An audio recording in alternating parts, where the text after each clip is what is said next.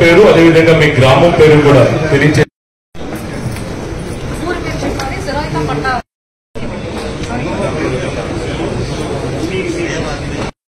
అందుకని మీరు వచ్చి బ్రీఫ్ గా డెఫినెట్ గా ఫస్ట్ కృష్ణాట్రస్ అసోసియేషన్ తరఫున తాయినాడు బాబు తర్వాత Shivaji and issued the order in the interest of the public. The Honorable Supreme Court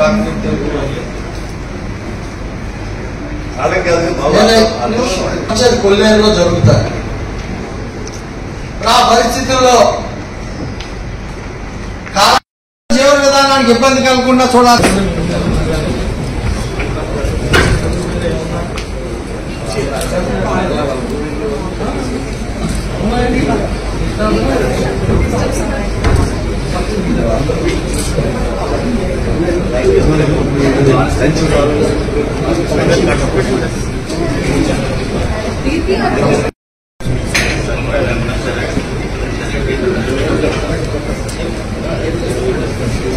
రోజు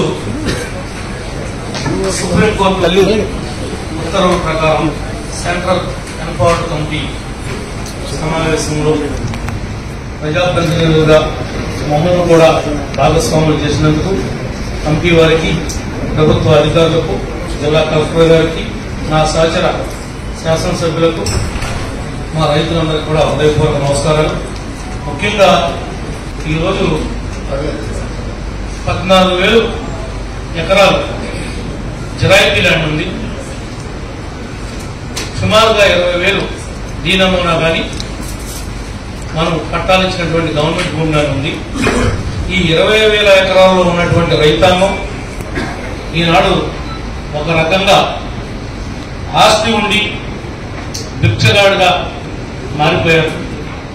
ఈ ప్రభుత్వం అనేక పర్యాయాలు కాంటూరు పరిధిని తగ్గిస్తామని, మీకు న్యాయం చేస్తామని మేము హామీలు ఇవ్వడమే తప్ప ఏ రకమైనటువంటి అభివృద్ధి జరగలేదు.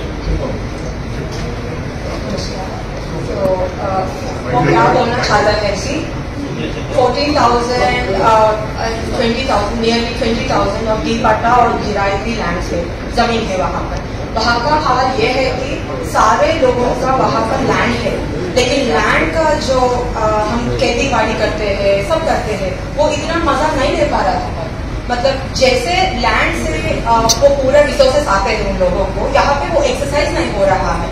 सो क्या मैं रिड्यूस इन योर लेबरर्स, इसकी वजह से माइग्रेशन हो जा रहा है.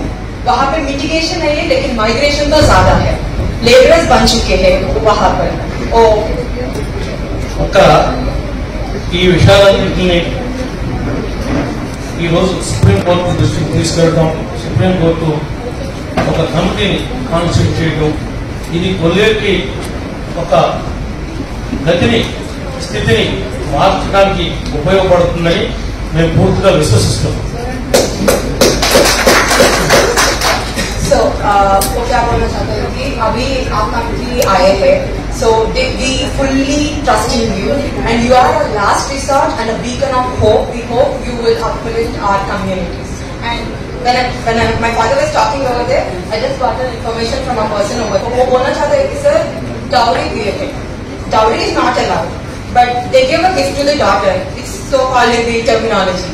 And most of the marriages are failed because the dowry is not insignificant. It became insignificant. The gift is not. Yeah, the gift is not. Yeah, not dowry. The gift became insignificant. Yeah, they call it as passport because it became insignificant.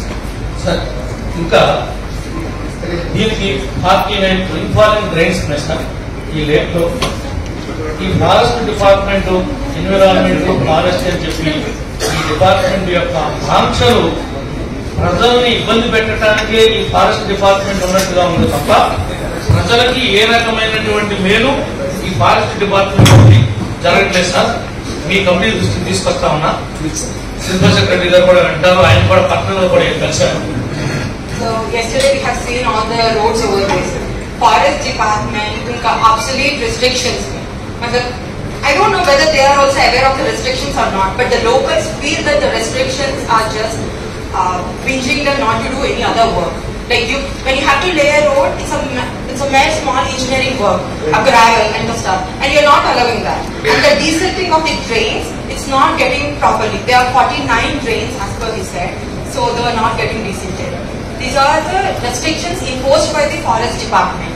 So, for example, నేను 2014-19 Nellore constituency ML అప్పుడు central government నుంచి భూ urban కింద eco tourism develop చేయడానికి 3 crores forest department ఈ tourism కి sanction చేయించారు 2014-19.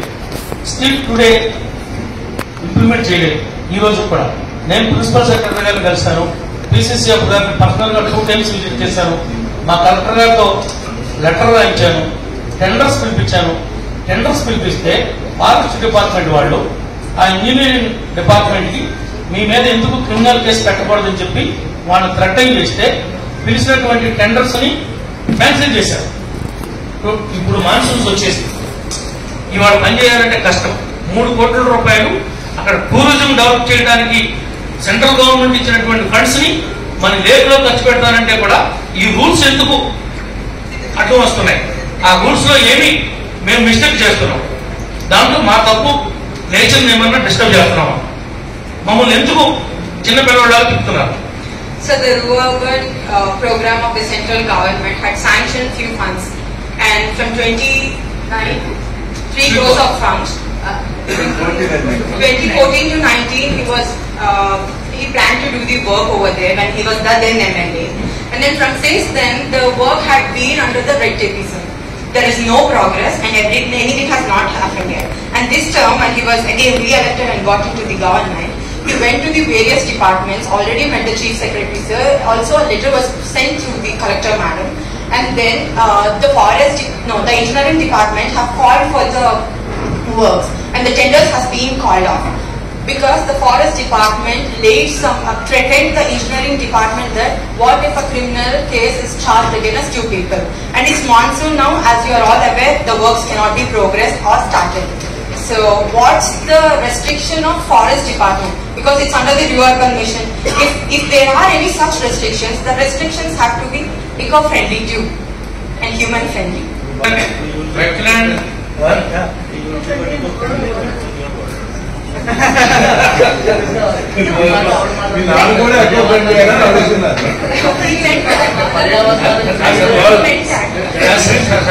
Last point sir, ఈ వెట్లాండ్ కన్జర్వేషన్ దాని ప్రకారం ఇప్పటి వరకు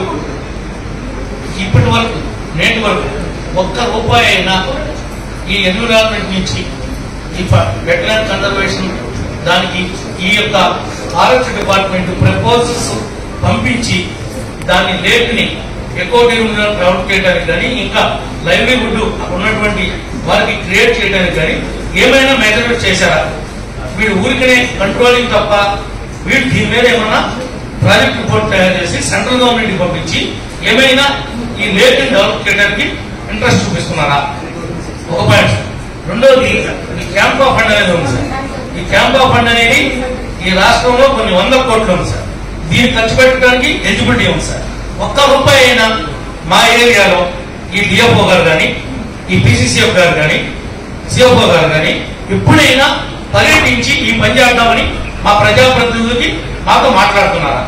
మేము శాసనసభ్యులైంది మేము వాళ్ళ దగ్గర బంట్రోతులుగా పనిచేసే పరిస్థితి ఉంది తప్ప నిజంగా మాకు గౌరవం అనేది లేదు సార్. మేము 1 ఎకరా కూడా ఎవరిని ఎంకరేజ్ చేయమని చెప్పాం, ఎవరిని సపోర్ట్ చేయాలి. మేమేమడుగుతున్నామంటే మా పట్టాదారులకి శాశ్వత పరిష్కారం చూపించండి. ఈరోజు ఎవరైతే వీరమ్మల పట్టానిచ్చి స్వర్గీయ జంగం వెంకటరావు గారు సొసైటీలు చేశారో ఆ సొసైటీస్ ని బ్రతికించండి.